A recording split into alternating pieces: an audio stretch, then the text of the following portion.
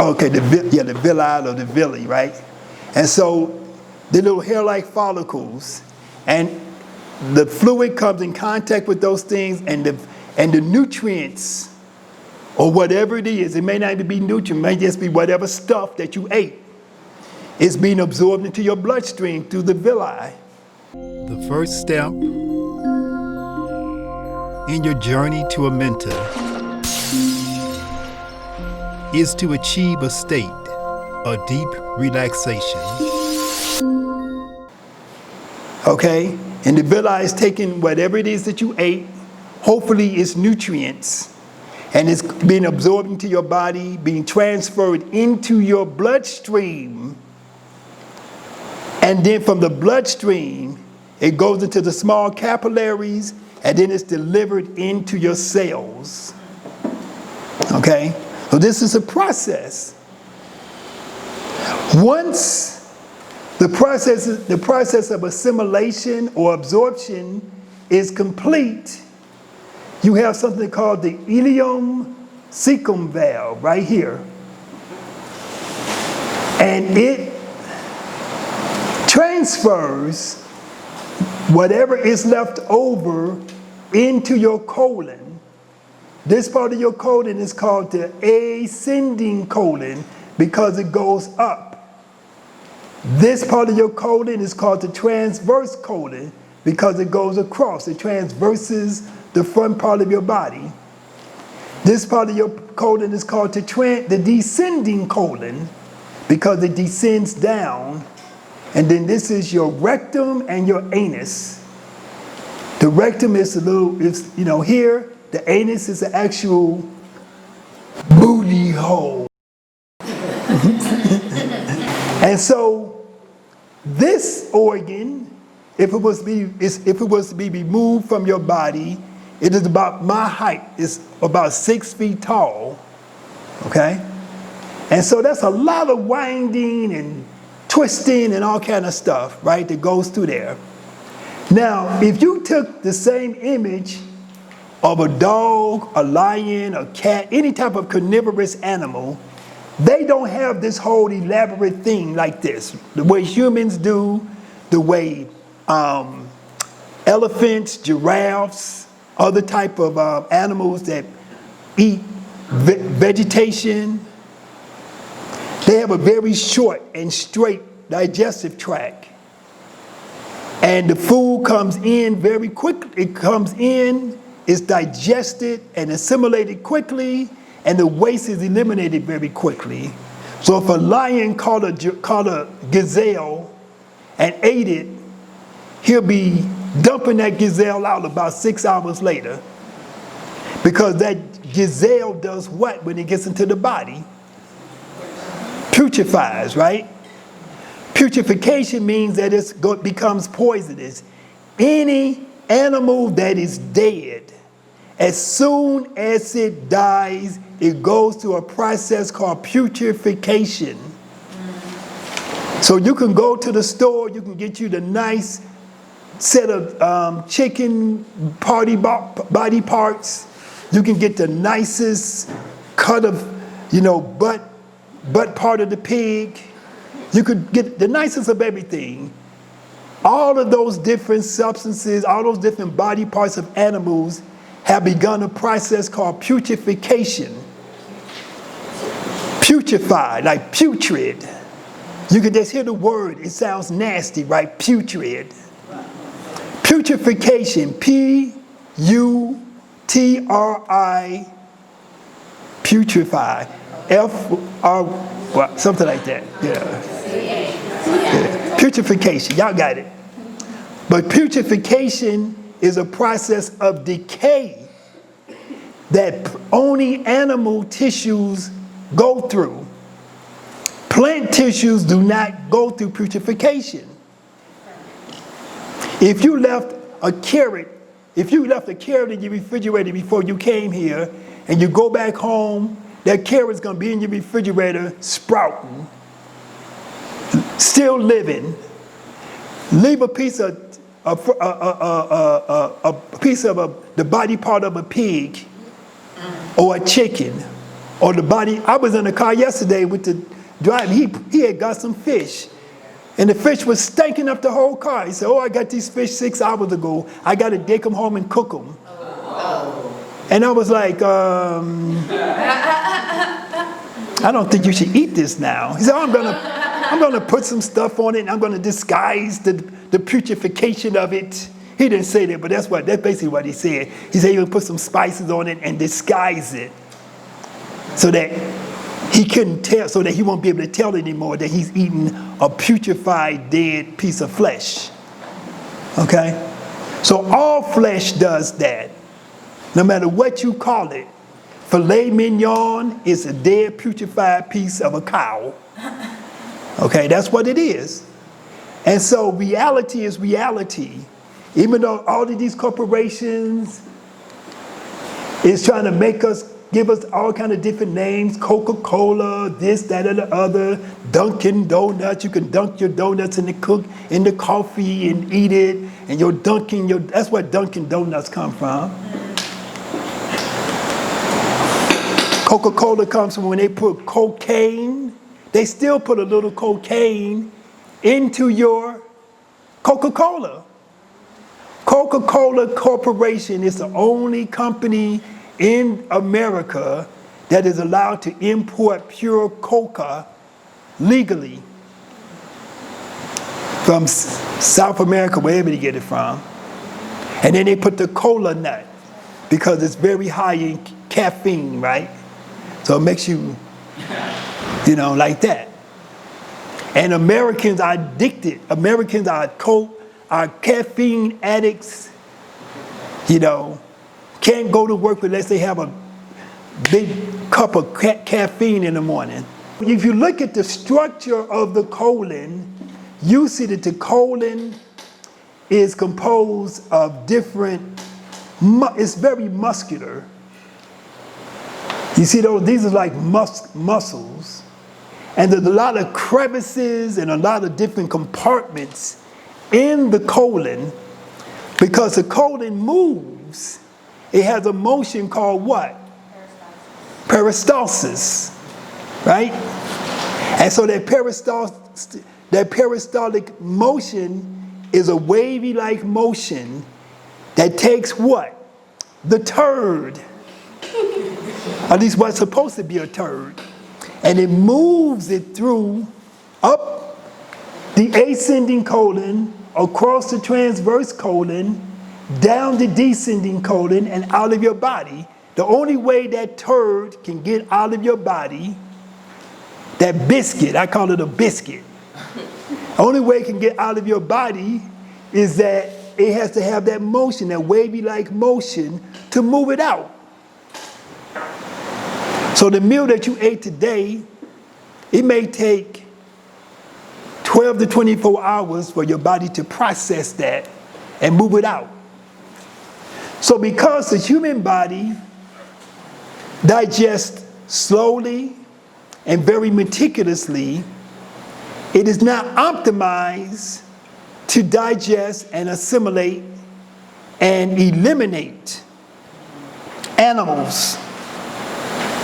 This system is not designed for that. It's just like if you bought you a brand new Mercedes or Maserati or something, you don't just go to the gas station and get some regular gas, right?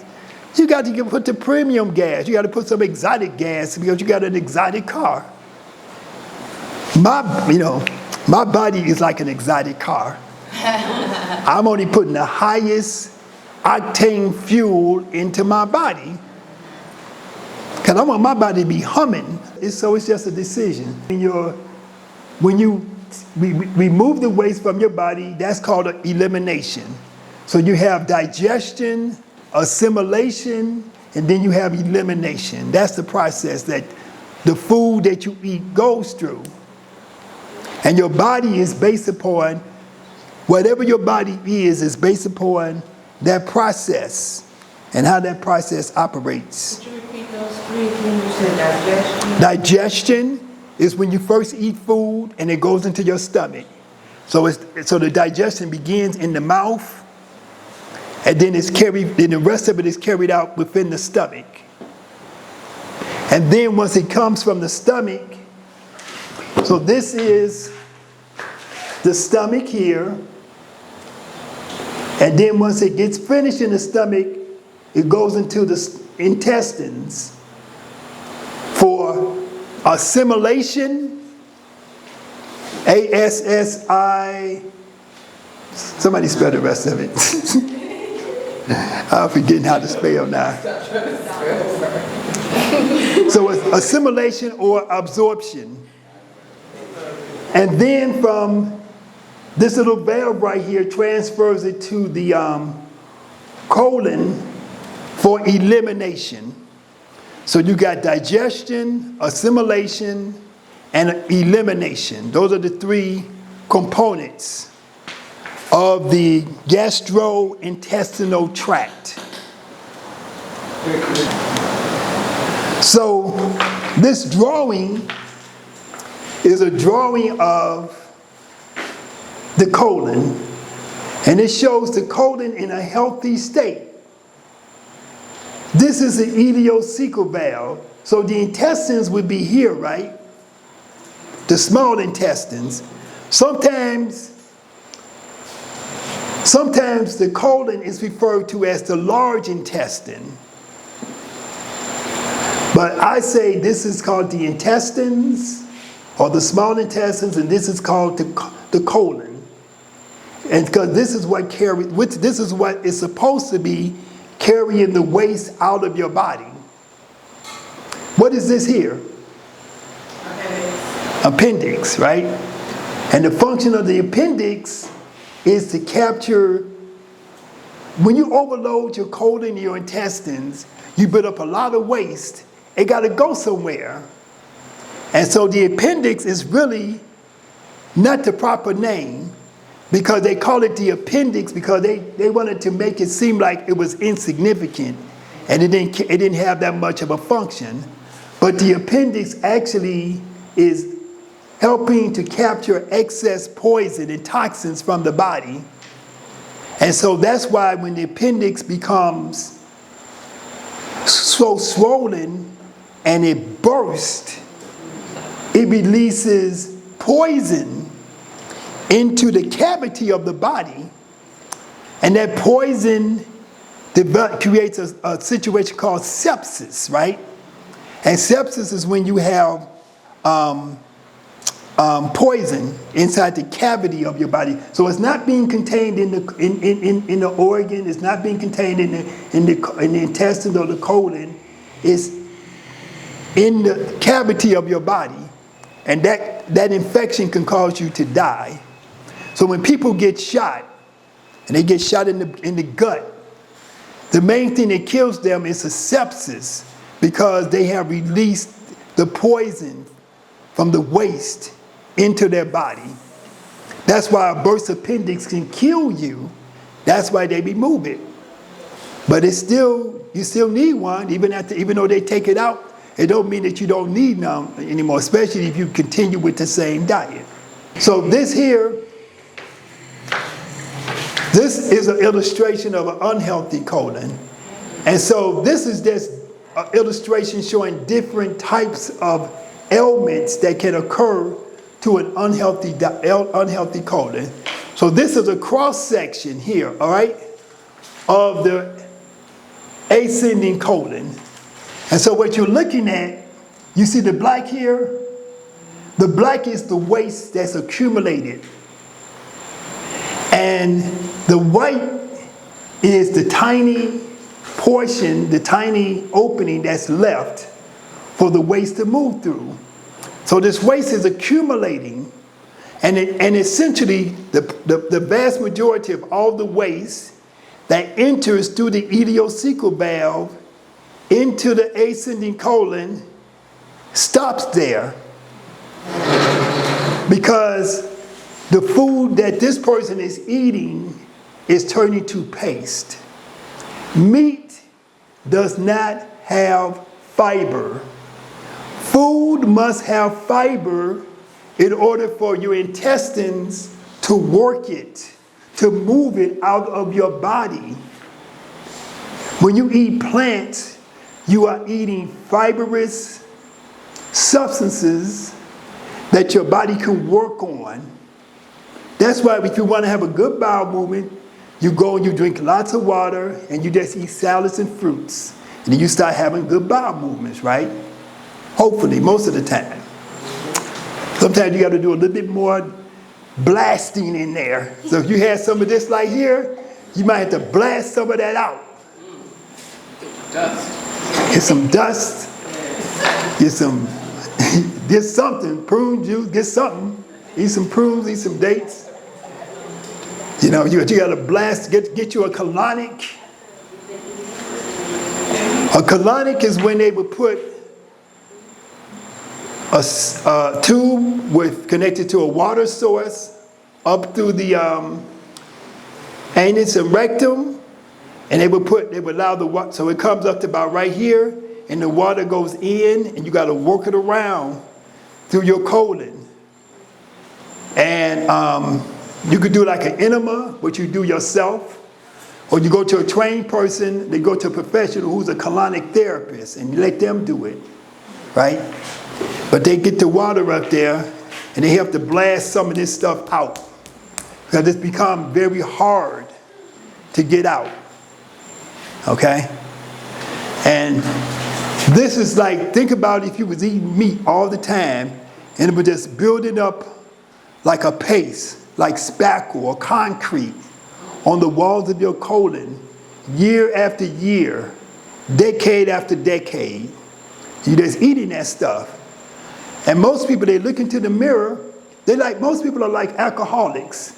An alcoholic, he be like this, he ain't got no hair, he got one strand of hair, he looking all crazy and stuff, and he look in the mirror, he say, damn, you look good, you know? Because psychologically, they can't even see what they're looking at. And that's how the average American is. They go and look in the mirror and they be like, their belly hanging out, they looking all, you know, really bad, and they think I'm looking good, I'm just thick, you know? The definition of thick has really changed over the years. If you enjoyed this video, which I know you did, I want you to click on subscribe if you haven't already done so. I want you to click on like.